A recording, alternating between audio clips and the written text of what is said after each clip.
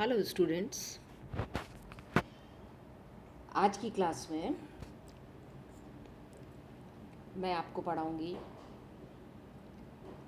Electrical susceptibility यानी कि विद्युतीय प्रवृत्ति, इलेक्ट्रिक पोलराइजेशन विद्युत ध्रुवण, इलेक्ट्रिक डिस्प्लेसमेंट विद्युत विस्थापन, dielectric constant and relation between them. Electrical polarisability, induced and dipole movement, ये सब हम पिछली क्लास में पढ़ चुके हैं। आज का टॉपिक है हमारा पहला इलेक्ट्रिकल ससेप्टिबिलिटी, विद्युतीय प्रवृत्ति। तो इसको समझने के लिए हम लेते हैं एक capacitor field with a dielectric, यानी कि परावैद्युत माध्यम से भरा हुआ संधारित्र। अब आप इस फिगर में देखिए, ये आपका एक क्या है, कैपेसिटर है, संधारित्र है। इसमें ए और बी दो प्लेट हैं और इन प्लेटों को हम एक बैटरी से जोड़ते हैं, जिसके कारण मान लिया कि प्लेट ए पर सिग्मा फ्री चार्ज डेंसिटी का धनावेश और प्लेट बी पर उसी के इक्वल मैग्नीट्यूड का ऋणावेश यानी कि माइनस सिग्मा फ्री उत्पन्न हो जाता है। अब सिग्मा फ्री क्या है? आवेश घनत्व। और यहाँ पर जो आवेश घनत्व है वो हमारा क्या है? चार्ज पर यूनिट एरिया, प्रति एकांक क्षेत्रफल पर लगने वाला आवेश। तो प्लेट ए पर सिग्मा फ्री और प्लेट बी पर नेगेटिव चार्ज के कारण माइनस सिग्मा फ्री। अब ये जो चार्ज हैं इन कंडक्टिंग प्लेट के बीच में फ्रीली मूव कर रहे हैं, इसलिए इनको हम क्या कहते हैं? फ्री चार्ज कहते हैं। चालक प्लेट के अंदर इनके फ्री मोशन होने के कारण इसको हम क्या कहते हैं? फ्री चार्ज कहते हैं। और यदि इनके बीच में डाइलेक्ट्रिक मीडिया नहीं है, परावैद्युत माध्यम नहीं है, तो दोनों प्लेटों के मध्य ए से बी की ओर विद्युत क्षेत्र की तीव्रता होती है, और जिसका मान क्या है? E0 बराबर minus sigma free upon epsilon zero. और एप्सिलॉन ज़ीरो क्या है? आपकी वैक्यूम में विद्युत शीलता। तो ये कब है? इन the absence of dielectric media. अब अगर हम ये करें कि इन आवेशित समानांतर प्लेटों के मध्य बीच में किसी परावैद्युत की पट्टिका रख दें, एक डाइलेक्ट्रिक स्लैब रख दें, तब क्या होगा? इस तरीके से ये देखिए, ये आपने एक डाइलेक्ट्रिक स्लैब रख दी। तो डाइलेक्ट्रिक स्लैब में यदि नॉन पोलर मॉलिक्यूल हैं तो प्रेरित ध्रुवीय अणु उत्पन्न हो जाते हैं, जैसा हम पिछली क्लास में बता चुके हैं।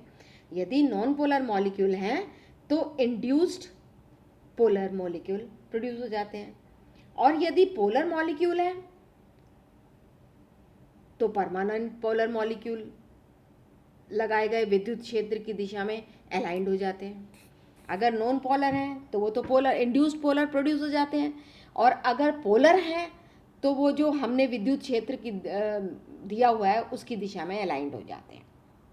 इस कंडीशन में if the dielectric contains non polar molecules, ये जो डाइलेक्ट्रिक है contain non polar molecules, then induced polarization of the molecule take place, and if it contains polar molecule then the molecular dipoles are aligned in the direction of the applied electric field, and this process is known as dielectric polarization.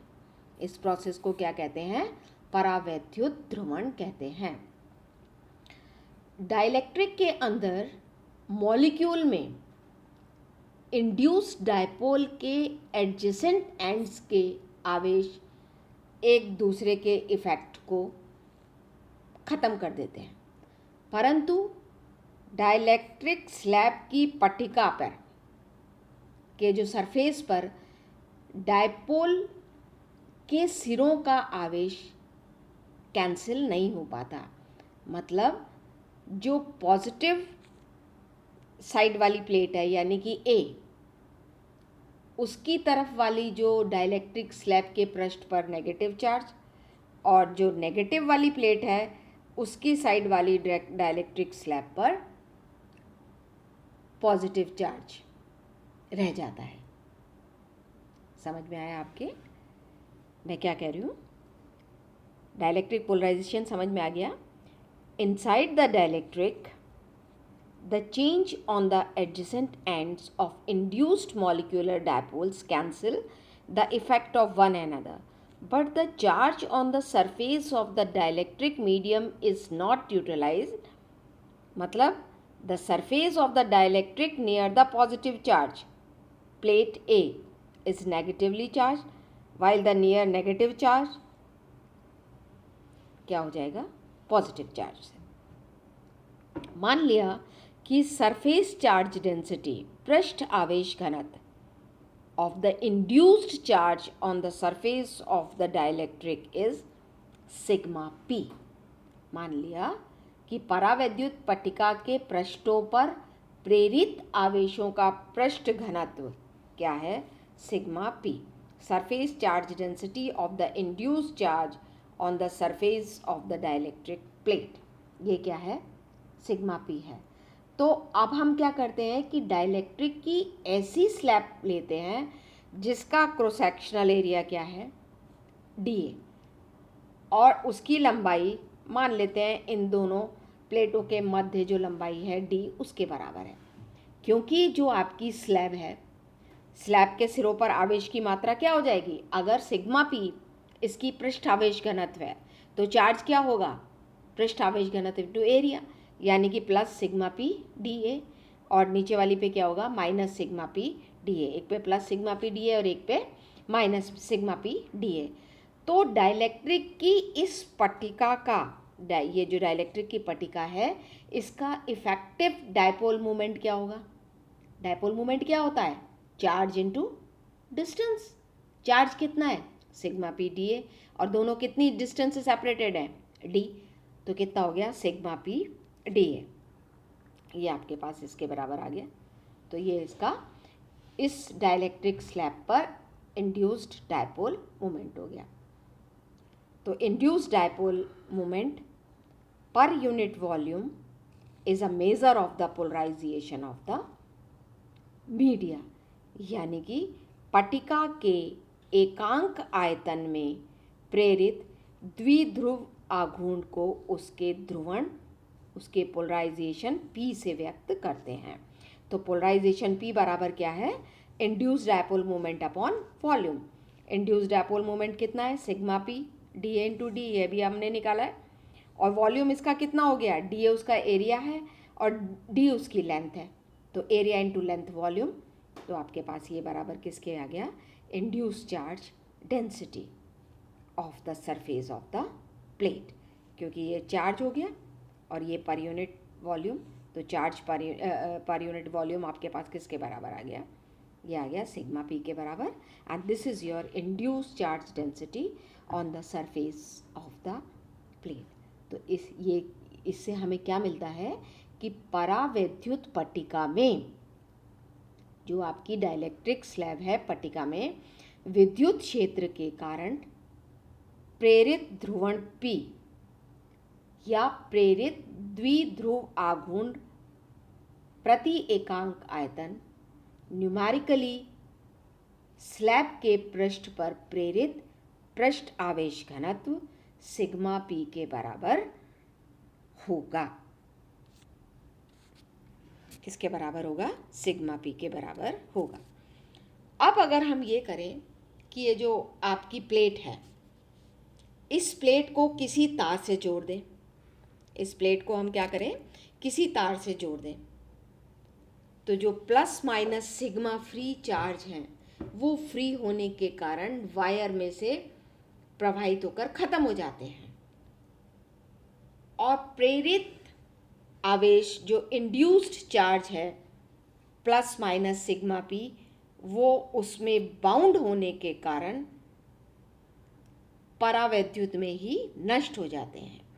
इसलिए हम sigma P को क्या कहते हैं? Bound charge कहते हैं। अब आपने क्या किया कि ये जो पट्टिका थी आपकी, इसको आपने जोड़ दिया, इस संधारित्र की प्लेट को किसी तार से जोड़ दिया, तो जो plus minus sigma free charge हैं वो फ्री होने के कारण इसमें तार में से प्रवाहित होकर नष्ट हो जाएंगे। परंतु जो इंड्यूस्ड चार्ज है plus minus sigma P, induced charge जो प्लस माइनस सिग्मा पी है, इसमें बाउंड होने के कारण सिग्मा पी को क्या होगा? बाउंड होने के कारण वो डाइलेक्ट्रिक में ही खत्म हो जाएगा। इसलिए सिग्मा पी को हम बाउंड चार्ज भी कहते हैं। आपसे पूछा जा सकता है why sigma P is also known as bound charge, तो आप यही बताएंगे क्योंकि ये फ्री होने के कारण, जो इंड्यूस्ड जो प्लस माइनस सिग्मा पी है उसमें बाउंड होने के कारण डाइलेक्ट्रिक में ही ख़त्म हो जाता है, इसलिए सिग्मा पी को हम क्या कहते हैं? बाउंड चार्ज भी कहते हैं। सिग्मा पी को क्या बोलते हैं हम? बाउंड चार्ज भी कहते हैं। If the plates of the capacitor are joined by means of a wire, then sigma free charges being free flow through the wire and are neutralized. At the same time, the induced charge plus minus sigma p being bound to the charge plate neutralized in the dielectric. That's why sigma p is also known as bound charge. अब मान लीजिए कि जो electric field है, अब आप यहाँ देखिए, एक तो आपके पास है एक सिग्मा पी बराबर sigma P by epsilon zero, और एक है आपके पास में E zero in the absence of dielectric medium. तो electric field due to induced polarisation कितना है? Minus sigma P by epsilon zero. Electric field due to induced polarisation आपके पास क्या है? Minus sigma P by epsilon zero. और जो free था वो आपके पास क्या है? Sigma free by epsilon zero. तो जो प्रेरित ध्रुवण है उसके कारण उत्पन्न विद्युत क्षेत्र minus sigma P epsilon zero, और सिग्मा पी बराबर किसके है? पी के। तो ई पी बराबर क्या आ गया? Minus P by epsilon zero. तो E P is equal to क्या हो गया? Minus P by epsilon zero. अब आती है अपनी इलेक्ट्रिकल ससेप्टिबिलिटी। ये तो आपका क्या हो गया? Electric polarisation. अब आ गई इलेक्ट्रिक ससेप्टिबिलिटी, विद्युत प्रवृत्ति। अब इलेक्ट्रिक ससेप्टिबिलिटी देखिए, तो जो आइसोट्रोपिक डाइलेक्ट्रिक होते हैं, आइसोट्रोपिक मतलब ऐसे माध्यम में विद्युत गुण सभी दिशाओं में समान होते हैं। आइसोट्रोपिक डाइलेक्ट्रिक में जो डाइपोल मोमेंट P है वो विद्युत क्षेत्र की तीव्रता E की दिशा में ही इंड्यूस्ड होता है, और ऐसे माध्यम में जो पोलराइजेशन है P वो विद्युत क्षेत्र की तीव्रता E के डायरेक्टली प्रोपोर्शनल होता है, and P is directly proportional to E। और जब इस प्रोपोर्शनलिटी का साइन हटाते हैं हम, तो किसके बराबर आता है? काय, और ये एक डायमेंशनलेस स्केलर कांस्टेंट है, तो P बराबर क्या आ गया? एप्सिलॉन जीरो काय E, और इस काय को हम क्या कहते हैं? Electric susceptibility. तो जो ये मीडिया है इसमें the polarisation P is directly proportional to the intensity of the electric P field, और जब आप प्रोपोर्शनलिटी का साइन हटाएंगे तो ये हमारे पास काय आया, और काय एक डायमेंशनलेस स्केलर कांस्टेंट है, और इसको हम इलेक्ट्रिकल ससेप्टिबिलिटी यानी कि विद्युत प्रवृत्ति कहते हैं। Large values of intensity of electric field के लिए जो है काय कांस्टेंट नहीं होता है। अब आते हैं हम इलेक्ट्रिक डिस्प्लेसमेंट पे। अब आप इलेक्ट्रिक डिस्प्लेसमेंट देखिए, ये क्या होता है। पोलराइजेशन के कारण इलेक्ट्रिक फील्ड ईपी बाह्य इलेक्ट्रिक फील्ड E0 के अपोजिट डायरेक्शन में प्रेरित होता है। ये हम देख चुके हैं। पोलराइजेशन के कारण जो इलेक्ट्रिक फील्ड है वो क्या है, ईपी, और जो एक्सटर्नल इलेक्ट्रिक फील्ड है वो कितना है, E0। तो जो ईपी है E0 के अपोजिट डायरेक्शन में इंड्यूस होता है, जिससे क्या होगा कि जो एक्सटर्नल इलेक्ट्रिक फील्ड के कारण डाइलेक्ट्रिक में जो पृष्ठ आवेश घनत्व है, जो सिग्मा पी है, की प्रवृत्ति क्या होती है, बाह्य विद्युत क्षेत्र को की तीव्रता को कम करने की होती है। The polarisation electric field EP is induced in a direction opposite to that of the external electric field. Hence, the surface charge density sigma p in the dielectric due to the external field tends to decrease the intensity of the electric field. ये क्या करेगा कि जो पृष्ठ आवेश घनत्व sigma p की प्रवृत्ति क्या होगी, बाह्य विद्युत क्षेत्र की तीव्रता को कम करने की। तो इसलिए डाइलेक्ट्रिक में परिणामी विद्युत क्षेत्र की तीव्रता क्या आ जाएगी, E बराबर E0 प्लस EP। अब E0 कितना है, सिग्मा फ्री बाई एप्साइलन 0, और EP कितना है, माइनस सिग्मा पी एप्साइलन 0। दोनों की वैल्यू रख दीजिए, क्या आ गया, 1 upon epsilon 0 sigma free minus P, और इसको अपन क्या लिख सकते हैं, epsilon 0 E plus P, epsilon 0 E plus P, क्योंकि तो सिग्मा पी तो किसके बराबर है, P के बराबर है, और एप्साइलन 0 E इधर अपन ले गए तो सिग्मा फ्री बराबर किसके आ गया, एप्साइलन 0 E प्लस पी। तो ये जो है एप्साइलन 0 E प्लस पी, ये एक फिजिकल क्वांटिटी है, एक भौतिक राशि है, जो केवल फ्री चार्ज डेंसिटी पर ही डिपेंड करती है, और इस भौतिक राशि को हम क्या कहते हैं, electric displacement. Epsilon 0 E plus P एक ऐसी फिजिकल क्वांटिटी है जो केवल मुक्त आवेश घनत्व पर ही डिपेंड करती है, और इस भौतिक राशि को हम क्या कहते हैं, electric displacement. So is a physical quantity which depends on free charge density only, and this quantity is termed as an electric displacement. तो D बराबर क्या हो गया, sigma free, and that is equal to sigma 0 E plus P. तो D बराबर क्या हो गया, सिग्मा 0 E plus P. तो ये आपके पास में आ गया इलेक्ट्रिक डिस्प्लेसमेंट वेक्टर। अब डाइलेक्ट्रिक कांस्टेंट क्या होता है, ये सिंपल फार्मूला है, permittivity of the media, permittivity को यानी कि वैद्युतशीलता माध्यम की upon permittivity of the in vacuum. तो वैक्यूम में क्या आ गया, एप्साइलन 0, तो ये बराबर किसके होगा, वैक्यूम में विद्युत क्षेत्र अपॉन मीडिया में विद्युत क्षेत्र। तो एप्साइलन 0 E बराबर किसके आ गया, एप्साइलन E के। तो जो D है सिग्मा फ्री, ये बराबर किसके आ गया, epsilon 0 E0 is equal to epsilon E, क्योंकि D है does not depend on the media and is constant for every media. D जो है मीडिया डिपेंड नहीं करता है, और हर मीडिया के लिए क्या है, D की वैल्यू कांस्टेंट होगी। तो D बराबर आपके पास क्या आ गया, sigma free that is epsilon 0 E0, क्योंकि E0 बराबर क्या होता है, sigma free upon epsilon 0, and sigma free किसके बराबर है, एप्साइलन 0 E0 के। तो ये तो आपके पास हो गया इलेक्ट्रिक डिस्प्लेसमेंट। अब आप देखिए इसमें, तो ये आपके पास D बराबर epsilon E, epsilon 0 E plus P हम देख चुके हैं। तो P बराबर क्या आ गया, epsilon minus epsilon 0 E, P is equal to epsilon 0 बाहर निकाल लिया, epsilon upon epsilon 0 minus 1 E that is epsilon, और ये अभी अब मैंने आपको बताया किसके बराबर है, एप्साइलन R के माइनस 1 E। एप्साइलन R क्या है, रिलेटिव विद्युतशीलता, आपेक्षिक विद्युतशीलता, एप्साइलन बटा एप्साइलन R। तो P बराबर अभी हमने देखा था क्या होता है, एप्साइलन 0 काय E, तो अब इसकी वैल्यू रख दी, D बराबर epsilon E, epsilon 0 E plus P की वैल्यू रखी, एप्साइलन 0 काय E। इस वाली इक्वेशन में हमने P की वैल्यू रख दी, और ये हमारे पास आ गया एप्साइलन बराबर एप्साइलन 0 1 प्लस काय तो epsilon by epsilon 0 is equal to 1 plus chi, then this is epsilon R is equal to 1 plus chi. तो ये है रिलेशन बिटवीन परावैद्युतांक यानी कि dielectric constant and electric susceptibility यानी कि विद्युतीय तीव्रता। तो ये आपका electric susceptibility, electric displacement, electric polarisation सब हो गया। अब आप इसमें देखिए टेबल में ये सब मैं आपको बता चुकी हूँ। डायमेंशंस ये सारी लिखी हुई हैं।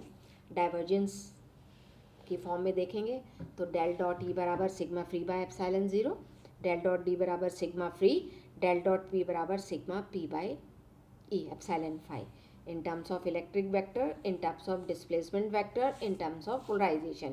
ये जितना मैंने पढ़ाया उन सब की समरी है। कर्ल की फॉर्म में लेंगे तो डेल क्रॉस ई जो है इलेक्ट्रिक फील्ड के साथ कर्ल 0, डी के साथ 0 एंड पोलराइजेशन के साथ 0। इन डाइलेक्ट्रिक्स ये सब हम दे चुके हैं, D minus P by epsilon 0, D बराबर एप्सिलॉन 0 ई और बी बराबर डी।